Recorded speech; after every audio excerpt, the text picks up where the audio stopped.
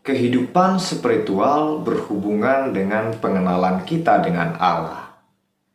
Dan pengenalan kita dengan Allah tidak hanya bersifat 1 kali, 2 kali, atau 3 kali, tapi harus selalu terjadi dan sifatnya terus-menerus. Oleh karena itu, ketika terjadi suatu hal suka maupun hal duka, kita bisa mengantisipasinya. Akan tetapi, dalam hal ini, kita berbicara tentang penderitaan. Kita berbicara tentang tangisan. Ketika hal itu menimpa kita, ketika tangisan itu terjadi di sekeliling kita, apa yang kita lakukan? Apa yang kita pikirkan? Adakah fokus kita masih kepada Tuhan? Teman-teman semua, beberapa hari yang lalu, saya mendapat informasi bahwa ada adik kelas saya yang mengalami kecelakaan dan berujung kepada kematian atau meninggal dunia. Di 2 hari yang lalu juga orang tua dari seorang anak sekolah minggu yang saya layani juga meninggal dunia karena kecelakaan. Tangisan atau kesedihan tentu ada di sana. Tapi tidak menutup kemungkinan juga pertanyaan-pertanyaan yang bersifat tajam juga hadir di sana. Contoh, mengapa Tuhan kejam sekali? Di mana keadilan Tuhan?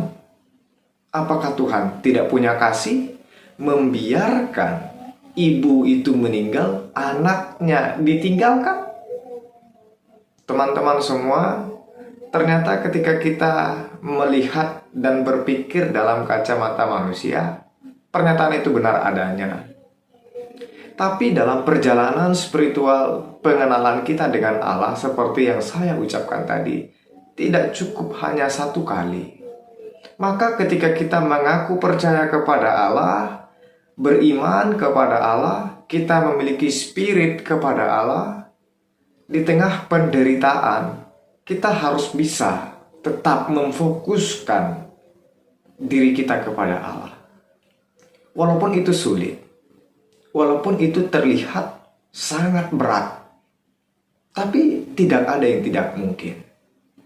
Maka dari hal itu, saya bisa melihat untuk bisa mengenal Allah, untuk bisa menikmati Allah, ternyata perlu dalam diri kita memiliki atau pemahaman iman yang benar. Mengaku beriman bukan hanya seperti kita mengenal Allah, mengetahui isi kitab suci, dan lain sebagainya. Dalam artian, mengaku percaya beriman tidak hanya secara pikiran, pun tidak hanya secara hati, tapi harus ada sinkron antara hati dan pikiran. Oleh karena itu, kalau kita permisalkan, kita yang bertumbuh dari kecil sampai kepada tahap yang dewasa, kita yang menjalani masa anak-anak sampai ke tingkat dewasa, kita perlu disegarkan kembali. Apa yang sudah kita isi dalam diri kita? Nah, kalau kita perhatikan, tubuh kita ini, raga kita ini, adalah seperti sebuah botol kosong. Sebuah botol kosong yang tidak diisi oleh air atau zat cair.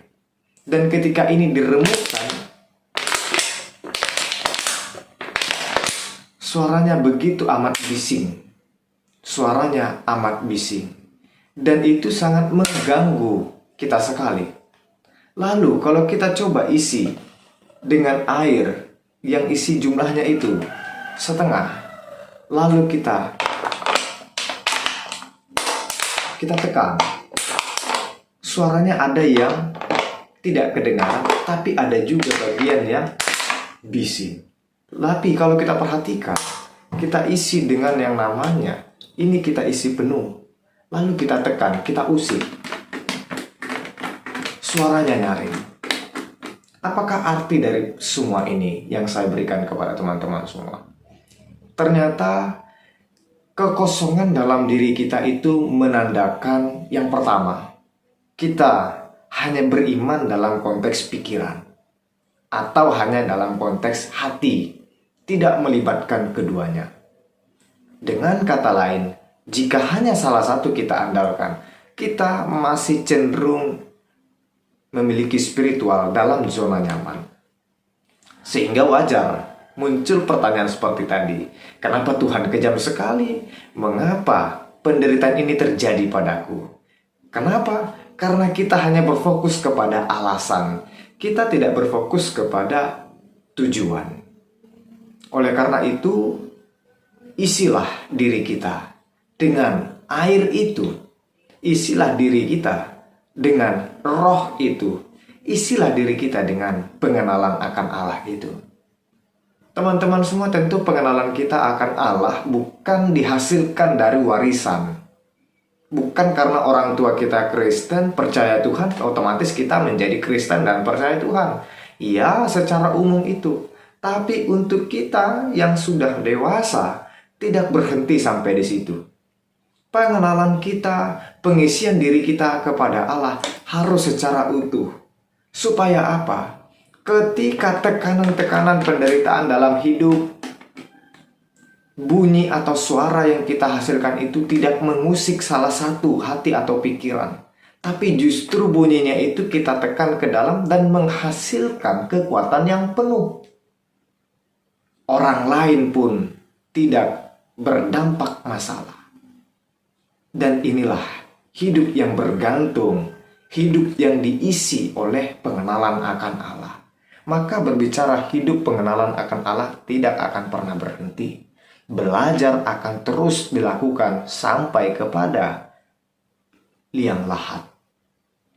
Teman-teman semua, mungkin pembelajaran ini, edukasi ini sangat panjang atau bersifat membingungkan. Tapi kita harus ambil itu. Tapi kita harus jalani itu. Kenapa? Karena kita tidak menutup kemungkinan zaman yang semakin berkembang, informasi yang semakin beredarnya sangat pesat, itu bisa membuat kita ditekan-tekan, membuat kita merasa terusik. Apa jadinya kalau kita terusik? Oleh karena itu, dewasa ini, sekarang ini, yang harus kita lakukan. Maka jangan menerima warisan kekristenan, warisan kepercayaan kepada Tuhan secara turun-temurun, tapi harus ada take action. Iman yang bagaimana yang ku percaya.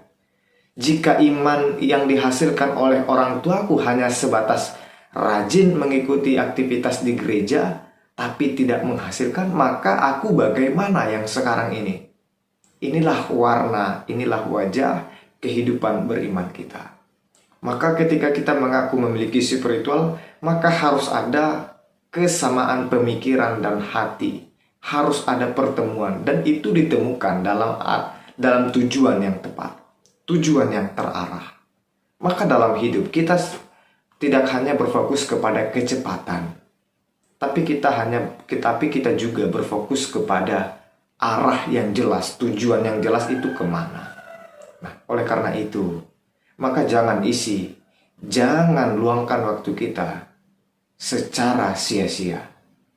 Maka jangan biarkan pertanyaan-pertanyaan itu seperti diri kita dalam botol kosong ini, yang hanya selalu ribut, yang tidak mengenakan dan menyakitkan diri kita dan menyakitkan bagi sekeliling.